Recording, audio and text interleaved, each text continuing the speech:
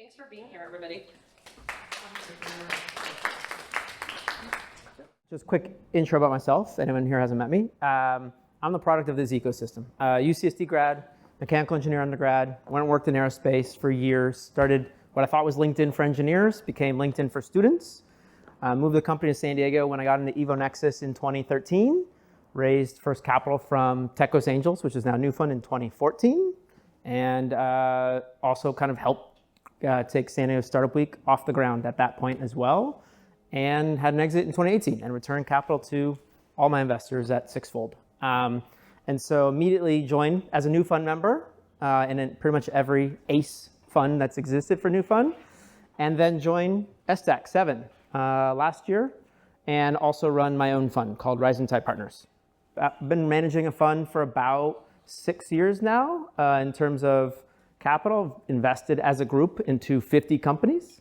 And I also have angel invested directly into probably 30 or 40 companies, and then an LP in maybe 10 funds. So very much got into as a side hobby, became a full-time job for sure. And so I'm just a startup junkie. I love founders and I love backing great people. And so that's why I'm here and honored to be a part of this with you guys. We're going to talk through, but we are going to collectively, this is going to be an interactive night, all right? I'm going to look for hands. I'm going to have people getting up. I'm going to be walking around with the microphone.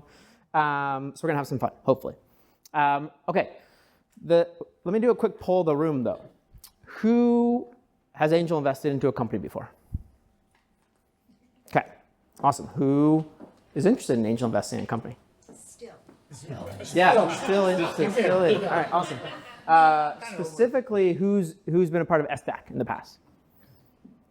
Okay, cool, awesome. Well, great.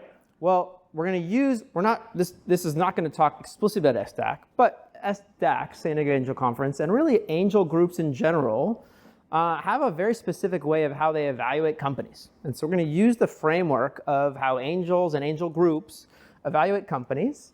And there's so many different ways. And if you've actually been to one of the other investor networking nights, I had a little like very technical sheet that I showed you, which is one way. There's so many ways to evaluate companies. I'm going to show you, we're going to ask 4 questions, and just it's really about kind of you.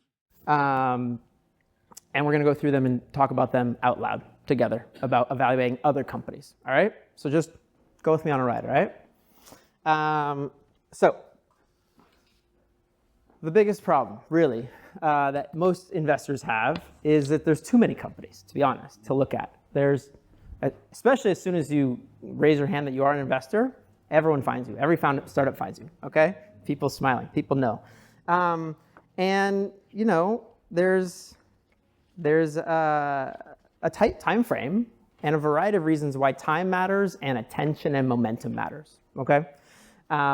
Companies that are still raising 2 years on the same thing that when you met them 2 years ago, nothing's really changed, is a little telling to a certain regard. Companies that everything changes every day you talk to them also is very telling. So there's some piece around momentum, but I'm going to break this down into 4 really easy human questions for you tonight.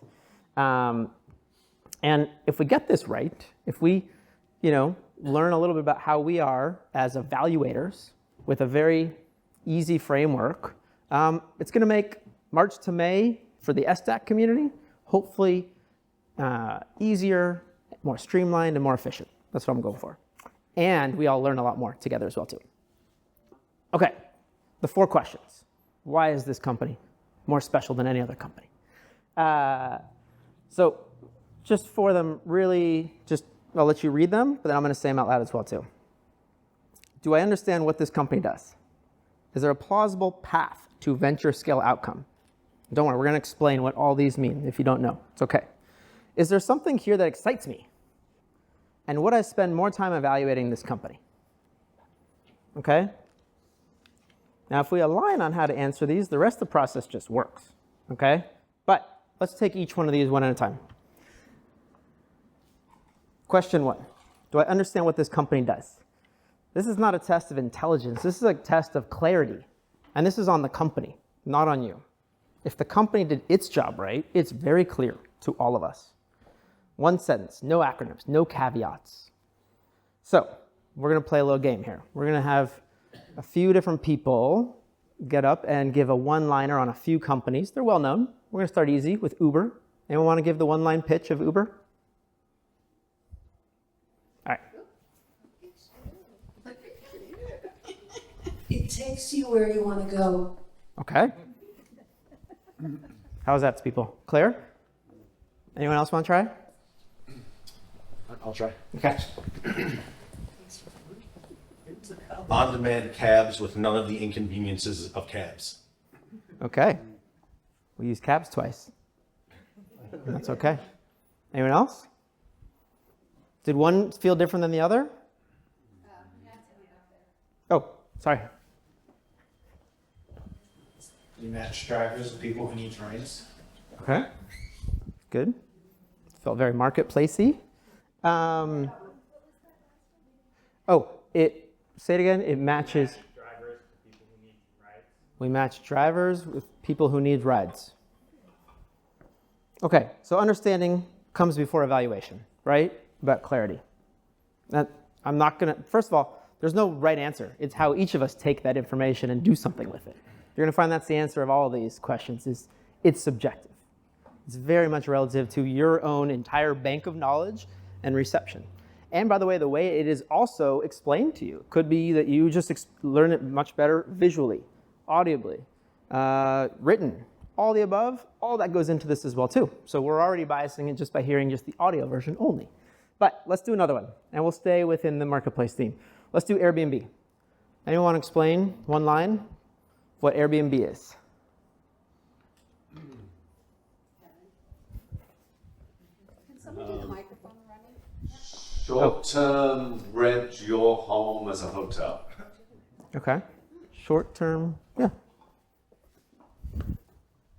Thank you. We got a second one here. Anyone want to do another one for Airbnb?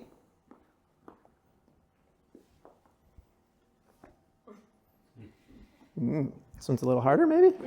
Let's go to Randall. A hotel for anyone, by anyone. A hotel for anyone, by anyone.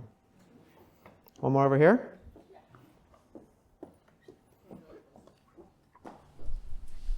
Home away from home and you don't have to do the cleaning. A home away from home and you don't have to do the cleaning. Okay. All right. We talked, two of these, by the way, are marketplaces, and a lot of you used both sides of the marketplace in the answer. It's interesting. You didn't have to say, no one said marketplace, by the way. It's just what happens is the process of connecting supply demand. Anyone, any last ones on Airbnb? Okay, let's go for a little harder one. Palantir.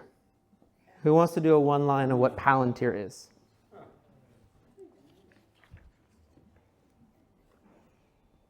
And that's kind of the point. That is kind of the point. It's really hard. And in fact, they do hard things. By the way, it's taken them 16 years to get to market. Oh, you want to do it? Let's hear it. Sorry, I beat you to it. You don't have to say what they do because they're surveillance, so you know what I think. Okay. Palantir knows what you do, is what you're saying. Got it. That's a good one-liner.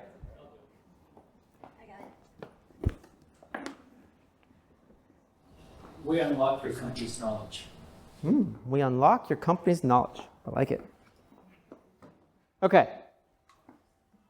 Honestly, if Palantir, I don't know what their pitch was when it was a 2-person startup, or a 4-person startup, by the way, in 2004, but I'm sure it's a lot different and was just as hard sounding as it is now. Okay? So clarity matters a lot. Of those companies, by the way, I think probably Palantir is probably the most valuable of those 3 that I mentioned: Uber, Airbnb, and Palantir, interestingly. What was that? Depends on the day. You're right. If Carp was on TV or not, 100%.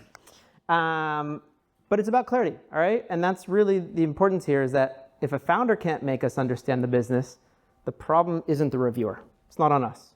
It's on the company, okay? And that's it.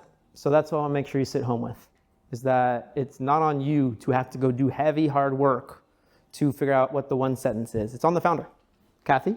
Some investors have a fear of missing out, and what if this is the most amazing opportunity, but the founder is ill-equipped to communicate what they do? Well, luckily we have 3 more questions to consider.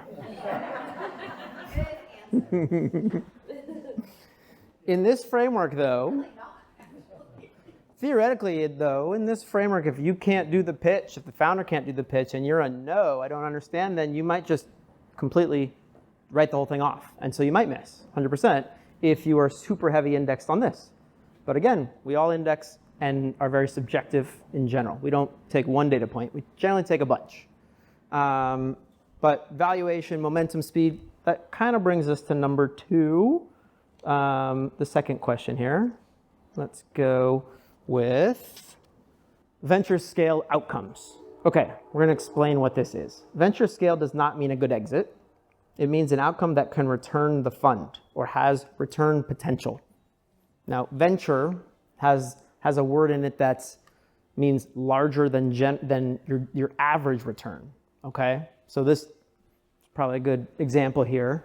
It's really also venture potential or venture scale, or the things that we're doing, investing in off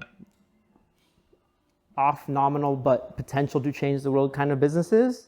They have to potentially beat something else that you're comparing to where you could put your money. It's the easiest way to say it. You have a lot of places to put money that could bring some side of return. Venture scale means that it has potential to be larger than that, but has higher risk accordingly. So take your savings account. It's very much, also can go up and down depending on the news lately, but not too much. Within single digits, percent-wise, of where you're going to end up. Venture capitalists are typically judged by how the stock market is doing, the S&P. They look over a 100-year time frame and they say about 8 to 10% annual rate of return is what the stock market's done for about 80 to 100 years. So we just have to beat that, is what professional investors have their low bar for. So venture scale has been pegged at that, but even within that, there's a wide range of what the return potential is for you as an investor. So I just want to stop there and just see if there's any questions, because there's a lot of different ways to explain this. No? Okay. So higher rate of return, but also higher rate of failure as well too. All right, so let's do an example here where we're going to take 3 different companies that all potentially look the same on day 1, or even the idea on paper when they applied for SDAC, even 20 years ago, if SDAC didn't exist. Let's take down the street here, there's Salt Couture. There's a clothing store. Sell, boutique high-end clothes. I think they have their own brand as well. You've got Reef, which is a line of surfwear, and you have Viori. All 3 of these have very different end outcomes, but all looked the exact same probably when the founder said, I'm going to start something. It's about clothing, and I'm going to bring it to a lot of people. A lot of people is very relative, by the way, in this regard, okay? So my ask is, who wants to explain the path of the 3 difference? Like, how would you have maybe seen all 3 and looked at an application and said, oh, here's something I can see that's an attribute of one versus another that looks venture scale versus the other 2 potentially not. From the very beginning? Yep. Oh, boy. You want to do it? Okay. I'll guess. Oh. I think one you said was one the women's clothes. I didn't say. Okay. Well, one sounded like sort of more of a boutique, A boutique. female-y Okay. type thing. So I would think the size of that total market is not that tremendous. These are Wait, hold on. Hold on, swap. vis-a-vis. That Viori, which was leisure wear for men, women, all markets, all Their pitch is men only. Which was men in the beginning? Really? Yep. All right. Well, that blows mine somewhat. But let's pretend it wasn't. Let's pretend it was men and women. And then Reef, so Reef was kind of niche too, right? I mean, it was kind of a, the sports and active lifestyle surf market. So my hypothesis was one was very niche, one was slightly larger market size, one was huge.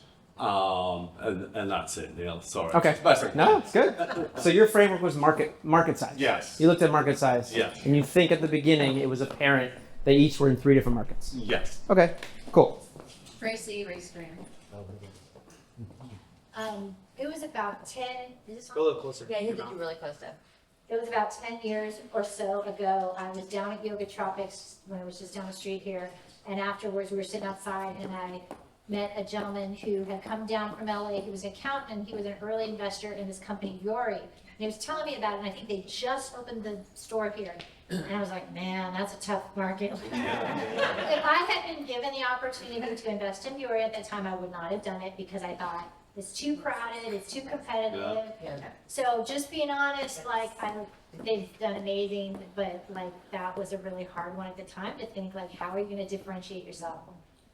So the question is, because you were presented with Viori, weren't you? Mhm. Yeah, and you didn't. What did we miss? Man, I mean, I think, well, everyone missed a variety of things.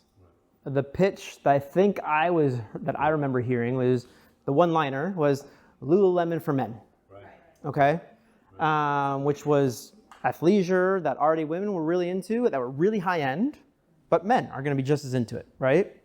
It's a really hard pitch. I don't know, it just like was really hard to, from, and this is the personal side, probably my side, was from an accountant who, had no background in clothing, right? So probably that's what a lot of people said no to. Shoulda, coulda, woulda. And the 40% discount that comes with being an investment.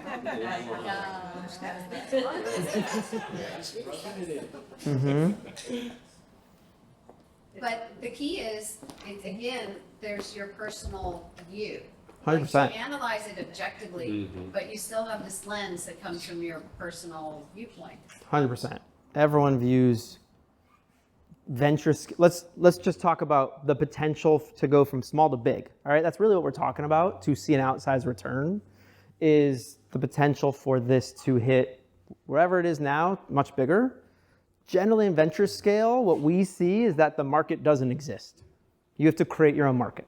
And that's why it's really hard for us to wrap our brains around it, because we are looking at doing MBA studies of, well, the market is this size, and it's like, the venture scale ones, the market doesn't exist. Or it's this size, and it's now this size. I guarantee you the market for black cars, which is what Uber's first pitch was, we were black car service on demand, was nothing compared to the size of Uber right now, right? So the markets, that's what most humans, we have a hard time wrapping our brains around that markets actually can expand and grow. But so here's the counterpoint that I kind of just said at the end. A lot of us discount, oh no, we'll come back to you real quick. A lot of people on the market side, if they can't see that the market can do this, it's a no for them. But that isn't generally the case in venture scale, okay? So those are the parts we're gonna have to learn to like retrain our brain. It's kind of the same as buy high, sell low. I mean, our brains obviously also do the opposite in the stock market as well too. Anyway, Hans. Oh, I guess back to the original question, but I think the big question often has, is this something that's just going to become a great small business, or is this something that's going to explode 100x, 1000x, where someone will buy them for a lot of money so we get paid back? Because you say, like, it's a boutique, even if it's a very profitable boutique, okay, maybe they're making 30% on their money, every year, but we're never going to get, maybe we'll get a little dividend, but that never happens. We're not going to get something. But like, the other two pitches, Reef, it's like, oh my gosh, you're going to go against all these surfwear brands and then shoes or whatever. Like, they may be tough, but at least they're going for it. And the other's like, Lululemon for men. Like, for one, that's like that's like a sitcom pitch or whatever. Like, I understand, like, okay, this could be enormous. But this often, when you look at the company, it's like, this is going to be great business for them, maybe, but we'll never get paid back. Versus like, there's a small chance of this going gargantuan and getting, acquired by a major retailer. But sometimes they start small. Like the nicest house I ever went to was, the people who founded Charlotte Russe, which is gone now, but like, oh my gosh, as an inexpensive women's clothing retailer, did great until that whole industry got destroyed. So. Yeah, that's a great point. I also think just if I were to assess those three businesses now, and with your framework around exit potential, those three businesses would actually get evaluated three very different ways, right? The boutique is going to get evaluated on EBITDA. They're expected to be profitable and expect to be growing EBITDA. We're not even going to talk about Viori's EBITDA. Well, they actually are, but they're not typical for venture capital funds. Reef is going to be valued on cost of acquisition. They're generally an e-commerce brand with some retail. They're going to be looking at what's their CAC, what's their cost of acquisition. Totally different than boutique. Boutique is not being evaluated on how can they acquire their customers. Viori, well, yes, e-commerce, but they're really being evaluated on month over month and year over year just growth. Where are they growing and where's the momentum? And that's why hundreds of millions of dollars being thrown at them to keep funneling growth. So those are three totally different metrics. You really couldn't evaluate those three companies side by side to say, how could we get our money back? If you were just investing in cash flowing businesses, well then yes, you'd look at just EBITDA. But then you would probably never look at any venture capital tech-based firms because there is no EBITDA because they take any EBITDA and put it into growth. So they grow faster and quicker. So anyway, just another framework around exit potential of how one business would be evaluated versus another and how our brains tend to think about some things, whether we want to or not. Any other questions on this before I move on? Okay, let's go to question number 3. Are we having fun?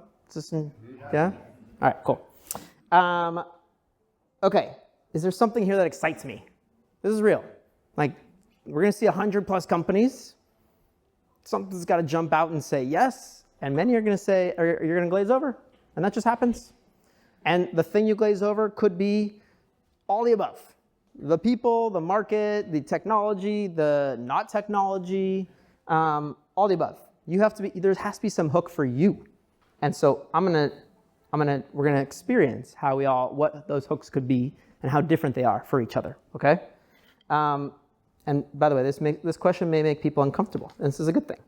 Excitement is not hype, okay? Excitement is signal. If something's pulling at you, you should be leaning into that. That's your gut talking, okay? Imagine a startup using AI to reduce hospital staffing shortages. Who feels excited about that? Okay. Why? Let's ask them why. Hospital staffing shortages is a big issue. You're paying nurses a really high rate in order to attract them to come to your organization. When you don't have nurses, you can't get things done. Inpatient, the level of service for your patients decreased significantly. So if you can create an efficient system where hospitals can find nurses at an equitable rate, there's a financial benefit for the hospitals and also better care for the patients. Mm-hmm. Who here is not excited by that? And that's not a problem. It's totally subjective. Who's not excited about AI for hospital staff shortages? Okay, a few. Do you want to say why? Yeah, put him on the mic. I don't really know anything about. Go a little closer. I don't really know anything about how hospitals work, and I understand intuitively that's an important problem to solve, but it doesn't get me going. Great.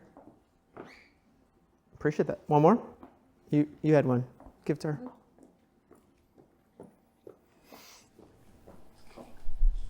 It's something that can solve a problem, but is it exciting? No. Okay, great. Those are real because those are how we feel, and that's how people assess other people and other companies. So that is the realness of it. Excitement usually comes from founder insight, market timing, technical leverage, domain familiarity. If nothing excites you, you might not do great diligence. You might do some, and that's okay. You should know that within you. If something is not exciting, you should jot that down. And in fact, in the diligence process, we will, in the evaluation process. So just something to know about yourself. What excites you, what doesn't. Okay, question 4, time commitment. A yes to this question implies real engagement. This is for real. This is all of us. We have a million things pulling at our time right now. The fact that you're, giving me the time, I do not take it for granted. hopefully we're taking a lot away from it. And that's what's important. You decided to go here versus something else. You decide to meet some founders versus others. You decide to read certain startups and get to know them more than others. And that's super important here. And that's what we call the calendar test. Would I spend more time evaluating this company? All right, so let's use a time blocking example. It's March 18th, and we know we have to invest in companies by May 29th. You're asked to spend 1 more hour on a company. You've got 2 months to, let's do this. No, sorry, swap this. We have 1 week to go. It's March 18th, and you have 1 week to decide what companies do we want to invest in. And you have 50 to look at. Now, through the framework of who would actually schedule that hour, who would spend 1 more hour with 1 more company, or 1 more hour with 50 companies? Really hard to assess. Yet that's what's going to be asked of us at different times. Spend more time. Well, how do you choose one versus another on that? And we're going to look at all those pieces. And actually, it turns out that all 3 of those questions before, questions 1, 2, 3, kind of come back to this. It really is actually that you're going to look through that lens of, does this excite me? Is this have the potential to return? It's all time. Is this one worth more than this one, time-wise? And it's important to know that you have that pull in you for one versus another, okay? And so it's a framework altogether. This fourth question kind of collapses all 3 here. And so within SDAC, we're going to find that you kind of need a yes to all 4 you need to be excited. You need to be all 4 to move forward with a company. And that's just kind of like because we just discovered that we all are looking at things different. And so the power of many through that lens is going to find us a great bundle of great companies to look at. So look, this is one framework I've got. I'm not saying it's above all, end all. Everyone has different versions. And the goal here isn't consensus. That's actually the greatest thing about all this. It's not consensus. It's about alignment between conviction and effort, okay? And so if you understand the framework, you can explain it to someone else, which is helpful because we are going to move fast over the next few months, but we're going to do it together. And we're going to stop and say, hey, we don't understand something that meets this framework, or we don't understand something at all about this company. Someone here does, and we're going to stop and learn. But at least you have a few lenses of how we move fast without lowering the bar. That's what's super important, that we don't change our bar here. Any questions around that? No? Okay. So let's do a quick exercise. We are going to have you turn to someone next to you and explain the 4 questions to them in a super succinct way of how you understood them. Go for it. Do it.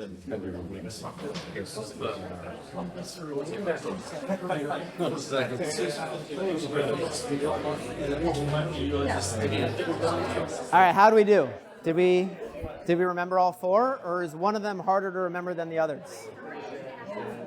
You guys remembered all 4? Yeah? You guys remembered all 4? You remembered all 4? He says I did, but he's not so sure. All right. Well, we'll get to know these more because we're going to put them into practice. So thanks, everyone. We got 30 more minutes here. Open networking. I'm all done. There's still food and drink. Thank you to the C3 guys. And thank you, SDAC.